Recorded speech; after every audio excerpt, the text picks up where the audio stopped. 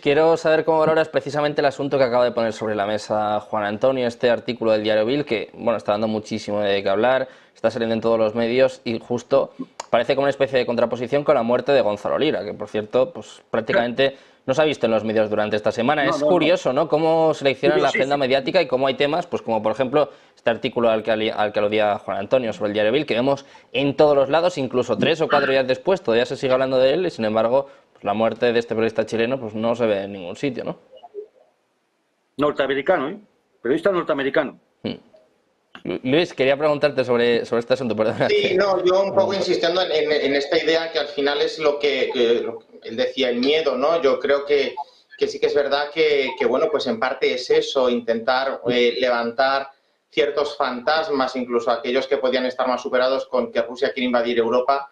Yo creo que es que al final, no sé, es que no me entra tampoco en la cabeza que pueda Rusia llegar hasta Lisboa. Obviamente, si por Rusia fuera, estaría, vamos, eh, encantada de la vida de poder ampliarse o de poder mantener un statu quo similar al que había en los 90 respecto a los países bálticos, mantener un poco similar el sistema que hay ahora en el Cáucaso y con la parte más oriental, sobre todo con Rumanía, Bulgaria, un poco por mantener eso que desde el punto de vista de la seguridad colectiva se entendía como ese colchón que amortiguaba el impacto o la conexión entre el bloque OTAN y Rusia, la Unión Soviética, ¿no? Yo creo que eso es un escenario deseable o que Rusia, pues bueno, tampoco esconde por aquello de la seguridad de la que tantas veces hemos hablado, pero es que yo creo que ni es eso posible porque eso supondría desatar completamente la Tercera Guerra Mundial a la que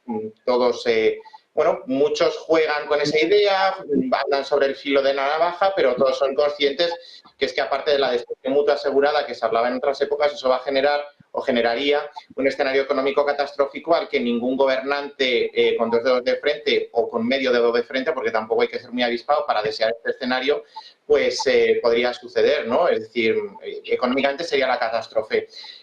Pero tampoco veo el otro escenario que es el intermedio y es que ciertos estados de la OTAN, actualmente estados de pleno derecho, salgan de la OTAN para contentar a Rusia. Yo creo que No, tampoco no, no, no. Estados Unidos está por la labor de permitir eso y tampoco creo que esos estados que pidieron soberanamente y libremente adherirse a la organización ahora pudieran dejar vamos, cesar en su pertenencia un poco un Brexit forzado en el entorno OTAN con ciertos países. Yo creo que en absoluto eso es posible. Lo que en todo caso sí que es verdad, aparte de los conflictos estos de los que hablabais, pues obviamente la guerra en Ucrania, pero no solo la guerra en Ucrania, es que también tenemos el conflicto en Oriente Medio, luego pues el conflicto con los hutíes, la escalada de tensión que hemos visto en Taiwán y que con la victoria del candidato oficialista pues ya veremos a ver cómo se desarrolla todo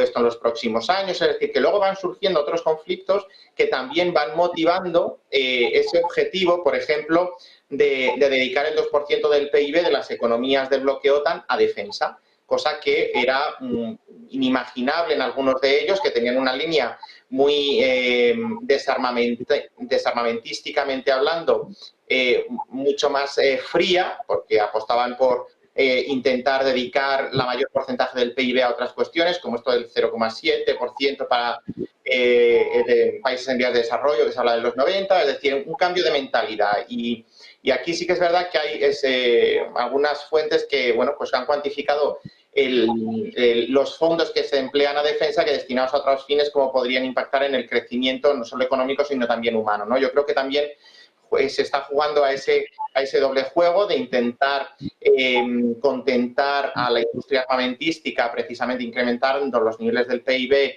que se dedican a defensa, porque al final, pues eso estamos hablando de puntos porcentuales muy pequeños, pero que son ingentes cantidades de dinero, aprovechando que el río, bueno, pues el Pisuerga pasa por Valladolid, en este caso por la frontera con Rusia, que hay un conflicto ahí latente y que los estados de la OTAN pues están aprovechando también para armar a Ucrania, pero es que esto también, lo decía antes en mi anterior intervención, es un juego muy peligroso porque armar a Ucrania cuando Ucrania no tiene posibilidades reales también es verdad que Ucrania ha aguantado más de lo que se esperaba en un primer momento y podemos analizar el por qué, ¿no? Pero más allá de eso, este juego es muy peligroso porque cebar armamentísticamente a Ucrania supone dejar en los huesos a los países OTAN. Y bueno, pues obviamente Rusia no va a invadir la OTAN, pero posiblemente el contar con menos recursos militares por parte de los países OTAN puede limitar su capacidad de influencia o su capacidad de intervención en otras latitudes, pero en absoluto creo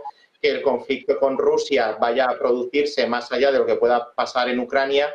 En todo caso, algo similar, haciendo un poquito de política ficción y echando mucho la imaginación al aire, podría suceder a lo mejor con algún país del Cáucaso, como ya lo hemos visto, con el conflicto de Transnistria o en Moldavia, y en todo caso, pues el interrogante siempre está en Bielorrusia cuando hay elecciones, ¿no? Pero más allá de ahí, que además no son países OTAN, aunque algunos de ellos hayan manifestado su vocación y su intención de serlo, un choque directo entre Rusia y la OTAN es que ahora mismo es casi de ciencia ficción y no es imaginable, y mucho menos que veamos tropas rusas llegando a Lisboa, como se ha dicho. Precisamente, perdona, Juan Antonio, como estaba apuntando Luis Rodrigo, estaba hablando precisamente de un posible conflicto entre Rusia y la OTAN, y lo decíamos al principio del programa, uno de los protagonistas hoy ha sido el ministro de Asuntos Exteriores ruso, ha sido Sergei Lavrov, en su conferencia de prensa anual, en la que ha dado algunas líneas, precisamente en un momento en el que, bueno, el foco de muchas personas está en este Foro Económico Mundial de Davos, donde, por cierto, habló Zelensky y apenas unos minutos después hubo ya respuesta por parte de Putin. Bueno, pues están intentando cómo implementar esta fórmula de paz de Zelensky, de la que lleva hablando mucho tiempo y de la que, bueno, tampoco tenemos muchas noticias, pero hoy Lavrov ha dado como una especie de líneas maestras. Ha dicho que no va a terminar esta guerra, que no va a haber paz con Ucrania hasta que Ucrania decida o Ucrania finalmente no entre nunca en la OTAN. O sea, que no hay ninguna opción en el caso de que Ucrania entre o se acerque a la OTAN de que esta guerra termine. Adrián, quiero saber qué opinas de esto, porque venimos mucho tiempo escuchando la versión de Ucrania, pero no sabíamos muy bien qué pensaba Rusia de este asunto, sobre todo, ya es que no solo habla de que no entre en la OTAN, sino también habla de que tienen que desnazificarse, bueno, una especie de mensajes bastante duros por parte de Lavrov. Sí, bueno, sí, pero que sí son mensajes coherentes con los objetivos de Rusia desde el principio del conflicto, ¿no? Bueno, vamos a ver, teniendo en cuenta la situación de la guerra, yo creo que está claro que al final, en principio, en ese contexto, lo que pase con Ucrania va a ser lo que decía Rusia.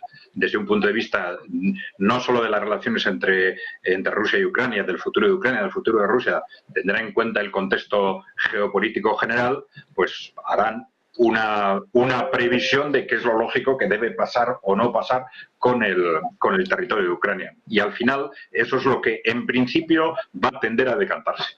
Pero claro, luego eso va a depender también de ese contexto geopolítico europeo o mundial. Yo siento no ser tan optimista como vosotros dos, pero creo que efectivamente estamos ya en una guerra mundial fría, por lo menos fría, y con ya muchos puntos calientes, y creo que en esa situación todo es posible. Entonces, no me aventuro a decir que no va a haber un conflicto global entre Rusia o entre Rusia y China y la OTAN. Claro, un conflicto de ese tipo puede estallar por cualquiera de las partes, pues basta que una de las dos partes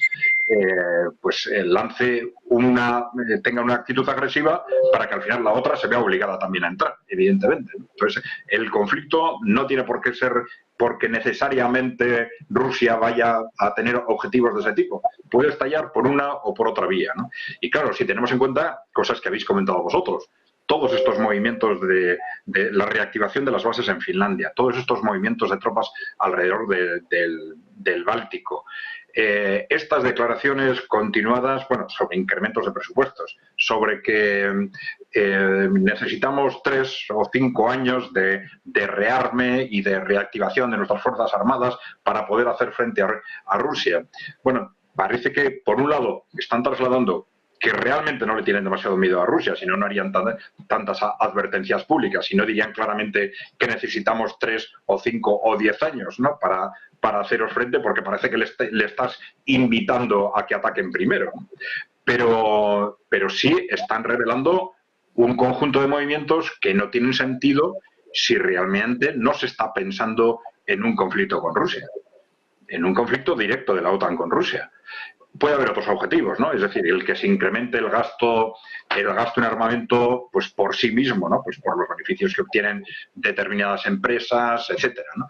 Pero claro, es que el contexto, a mí me da la sensación de que no es este. El contexto parece que es la de un auténtico pavor a que se produzca un desequilibrio político en el conjunto de Europa como consecuencia de la victoria de Rusia en Ucrania, de no aceptar ese nuevo contexto de victoria de Rusia en Ucrania. Esto tiene su lógica también. Llevan 25 años la OTAN, Occidente, o si queréis, la élite corporativa que controla Europa y Estados Unidos, llevan 25 años en una estrategia, vamos a decir, de contención o de destrucción política de una Rusia que no aceptan. Y si no aceptan esa Rusia independiente porque la consideran un peligro estratégico, pues más les va a costar aceptarla en principio una vez que después de ganar esta guerra. Es decir, ahí hay un miedo político clarísimo que se está reflejando en un mensaje tras otro de vamos a la guerra. Es decir, en ese caso, antes de aceptar ese nuevo contexto político que nos crea la derrota de Ucrania o la victoria de Rusia en Ucrania, estamos dispuestos a todo y vamos a incrementar presupuestos, vamos a mandar tropas al Báltico, vamos a rearmarnos y ante ese contexto, todos esos movimientos, puedes pensar que, no sé, que puede pasar cualquier cosa, realmente. Juan Antonio, ¿cómo lo ves tú? Que hablaba Adrián de esta posible guerra fría con muchos puntos calientes, esta posibilidad de una guerra entre Rusia y la OTAN. Quiero saber qué opinas en este aspecto. Adrián decía que era yo optimista. No soy nada optimista, ¿eh? Lo que sí creo es que el ataque no va a venir por parte de Rusia. Con lo cual estoy diciendo claramente en quién estoy pensando que es el agresor. Y sé que se ve claramente mirando los mapas, por favor. Es decir, vamos a los hechos, a los datos. Dejémonos de los discursos y los relatos, porque cada vez que habla Stoltenberg sube el pan. Es decir, o Blinken va al foro y va a mentir descaradamente en la cara de todo el mundo, porque es un mentiroso compulsivo. Entonces, no, dejémonos de los relatos, vamos a los hechos, lo que se ve en la realidad. Por ejemplo, decía Luis antes, yo creo que hay que ser preciso. No, Rusia no ha pedido nunca a nadie que se salga de la OTAN. Nunca. Sáqueme un documento, una declaración oficial. Nunca.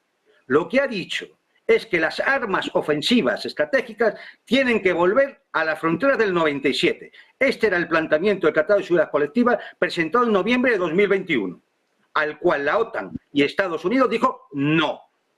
Bueno, y la Unión Europea, pero como yo no la considero ya un actor independiente, ni lo trato. Y se dijo que no. Y estamos en las mismas. Y efectivamente, Adrián, yo pienso que hay peligro de conflicto, porque yo veo quién está desplegando tropas en las fronteras de Rusia, quién está aumentando los presupuestos militares, quién está hablando de traer desde el otro lado del Atlántico a 150.000 tropas, además de las casi 100.000 que ya tiene aquí. Es decir, estamos hablando de Estados Unidos. Es decir, no, yo es lo que veo es eso. Eso es lo que yo veo. Entonces, cuando Rusia habla de nazificación, que ya sabemos lo que significa, la constitución ucraniana tiene que cambiar. Entre otras cosas porque ahí figura lo de la OTAN, o por ejemplo, hay una ley ahora mismo en Ucrania que es que prohíbe las negociaciones con Rusia. ¿Cómo nos vamos a sentar en una mesa de negociación cuando hay una ley en Ucrania que prohíbe las negociaciones con Rusia? Es que todo eso tiene que cambiar antes. Si no, es imposible negociar. Es decir, la neutralidad de Ucrania, la desmilitarización, la desnazificación que dicen ellos, ¿vale? Esos son objetivos. Y además, un tratado de seguridad colectiva en Europa. Si no, estamos al borde de que pase cualquier cosa. Será en el Báltico, en el Mediterráneo Oriental, en las fronteras bálticas, arriba del norte de Finlandia, donde sea. Porque cuando tú acumulas potencia de guerra, al final te encuentras con el conflicto, aunque sea accidentalmente. Entonces, no soy optimista en ese sentido. Creo que hay un gran peligro de que al final, por razones geopolíticas, porque no se quiere aceptar una cierta derrota, efectivamente, es que es así.